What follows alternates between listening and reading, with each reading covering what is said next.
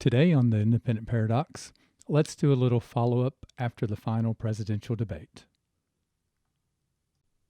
Last night was the final presidential debate before the majority of votes are cast in less than 2 weeks. I, along with a lot of others I'm sure, were pleasantly surprised at how this went and how it was handled by Kristen Welker. Do I think she did a great job? No. Acceptable compared to the other two moderators? Definitely. I should have at least counted the number of times Biden was given the last word on a topic versus the times President Trump was. I think that was really the biggest discrepancy that I saw. Seems like Biden was always given opportunity to, speak last, have the last word. I do think that the big thing that was accomplished by President Trump last night was actually what I thought he needed to do. He got out of his own way and was actually very presidential in his demeanor, how he acted. I think he just overall did a good job. I don't think he was successful at everything he tried to do, but I think overall he had a really good debate. Nowhere near perfect, but good. Was it enough? I really don't know. I think he needed to hit a little bit more on specific policy and have some more substance to his plan to replace Obamacare. I think if he had laid out an actual plan or even just lays out one prior to the election that will not only ensure that no one loses their current coverage, but also a plan to help with the premiums, I think this election won't even be close. But I think that's what it's going to take. You can go to his website and see the changes he's made to Obamacare and the benefits those changes have provided, but there's just little details on what those plans are if or when Obamacare goes away. He has got to get this information out to the voters. Speaking of Obamacare going away, what in the world is Biden care?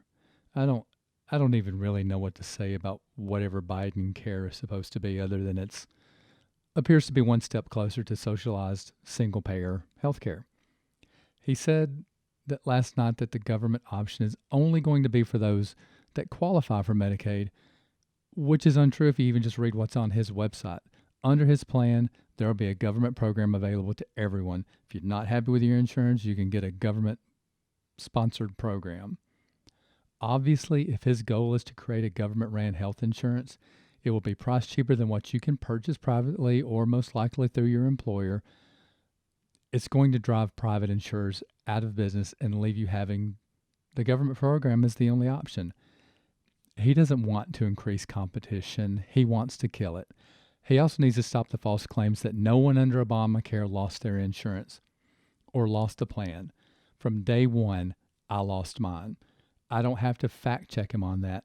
I lost my insurance under Obamacare. And let's talk a little bit about COVID response. I'm not sure what rock Joe Biden has been hiding under, but I haven't been able to go in a store in months without a sign on the door about mask and social distancing. Not sure why Joe Biden's plan for just suggesting mask and social distancing or even plexiglass separating people is suddenly his idea. Fact of the matter, you aren't going to arrest anyone for not wearing a mask. The federal government can't mandate that they be worn. Here's the fact on COVID. No one knew how to handle it. President Trump should have said more about the fact that no one knows. He wanted to be positive. In his own words, didn't want to scare anybody, didn't want to cause a panic. But he was also relying on information that he was receiving from his so-called experts. There were no experts about this virus when it started. Everything was a guessing game, and a lot of it is still a guessing game. That's why Biden has absolutely no real plan. His plan is social distancing, mask, and plexiglass. He acts like there aren't multiple companies out there trying to solve this thing. The government isn't going to solve it. This is something that only private companies are going to be able to come up with a plan for, a solution, a vaccine. But everything that he's suggesting in his plan and what he would have done, that's everything that's already taken place. High school football game tonight. Everybody there required to wear a mask to go in, limited attendance. I mean, it's just everything that he wants to claim as his plan has been in place for months. Now, one thing, I do respect the fact that Biden admitted that he has made some mistakes, especially on criminal reform. I appreciated that he owned up to that. However, I truly believe he's had way more than enough time to fix those mistakes. Owning up to them doesn't fix them. Here are the two things I did not respect Joe Biden for last night: blaming the president for all of the COVID deaths, and the whole act of saying he doesn't see blue or red states. He said he would be a president for all Americans and doesn't place blame on a red state or a blue state. The only problem is, in the same sentence that he said that, he pointed out that he thinks red states are the ones with the spikes and they're the ones with the problem. So I'm not sure how he's not seeing red or blue when he calls out red states for being a problem. Now, finally got to hear President Trump say that, yeah, the pandemic response was his responsibility. And that was good to hear him say, that he takes responsibility for what's going on. That doesn't mean he's to blame for every death that's occurred, not even close.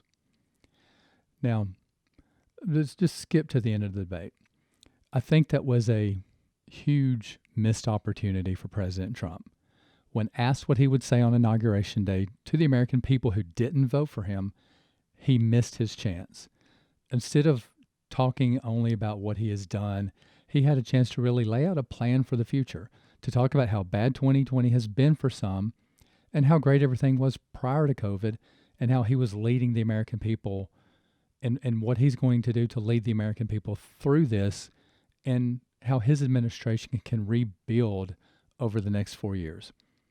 He had a chance for an uplifting, positive tone, but instead it was mainly just about why you're not going to vote for Biden. And, Biden's response wasn't any better either. I mean, they started to talk, quote unquote, to the American people that didn't vote for him, but it just really just turned back into just why you shouldn't vote for the other person. And the question was supposed to be after the election was already over. I do think that President Trump scored some big points with the conversation about fracking. Of course, Biden has said numerous times, as well as Kamala Harris, that they want to end it. Biden's statement at the end that he wants to transition away from the oil industry says a lot, that he will move towards ending fracking. That was made perfectly clear. Throughout the entire debate, Biden stuck with a lot of the unsubstantiated claims against Trump. And no one's going to call him out on it. They haven't the entire election cycle, so they're not going to start now. And Biden wants to talk about other countries and threatens them because of their interference in our sovereignty and interfering with our election. But I don't agree with what some of these other countries do. Obviously, I think there's some big, human rights problems in other countries. But he doesn't want to respect any other country's sovereignty, but he wants them to respect ours. I think he's got to understand that we cannot continue to be the police of the world, which is what he wants to go back to, which obviously Trump hasn't been doing, not near to the extent of any president in recent history. We don't have to be involved in every country in the world. Now, I'm sure you can tell from the tone of what I'm saying that I'm a conservative. I'm going to vote for Trump. If there had even ever been a doubt in that, last night would have sealed it for me. I'm so tired of Joe Biden just being a politician, tired of the rhetoric from the Democratic Party. I mean, I'm tired of the rhetoric from most politicians in general. I just really didn't feel any sincerity in anything that Joe Biden said. It was all just too much politician talk, all of it. Heard it too much from him, and he's never done anything to back up his talk. So, we're almost to Election Day. I've said this before, and I'll say it again. Just look at the records. Look at what each candidate has done for this country. Mistakes are always going to be made. These men are not perfect, and we can't expect them to be. It's just not a standard that any person is going to be able to make. But which candidate do you think is going to have the best chance to make this country strong? Don't vote for who you like or who you don't like. I don't know either one of them, and I imagine I probably wouldn't like either one of them very much. But really, that's just not what it's about. This should be about what's best for the country, not how we feel personally about anybody that's running. And I know it's hard to separate that at times, but I just can't listen to politician talk anymore. And I mean, Trump made it clear that he knows that's why he got elected, or he believes that's why he got elected. It's because he's not a politician. And I firmly believe that that's what's going to cause that to happen again this time. If anybody, I mean, it's funny because everybody that I've listened to prior to the debate last night, I mean, they pretty much called it what Joe Biden's response, his canned response, was going to be as far as COVID and as far as, it's not about, Biden's family. It's not about Trump's family. It's about your family. I mean, everybody know that was what was going to come out of his mouth. And that's what we, the American people, are for the most part tired of and should be tired of. And like I've said before, President Trump's not the perfect candidate. He's not going to be the perfect president. He's going to continue to say stupid things and put his foot in his mouth and say things that we're just going to just shake our heads over and go, why would anybody say any of this stuff out loud? But you can't deny what he's done for our country, especially economically. So let's just base this on what the records are. What Joe Biden has done in his 47 or whatever, how long years it's been that he's been in office, where looking back on his votes, I mean, it's always votes for whichever way the wind blows at the time. And I'm tired of that. And that's just the way I see it.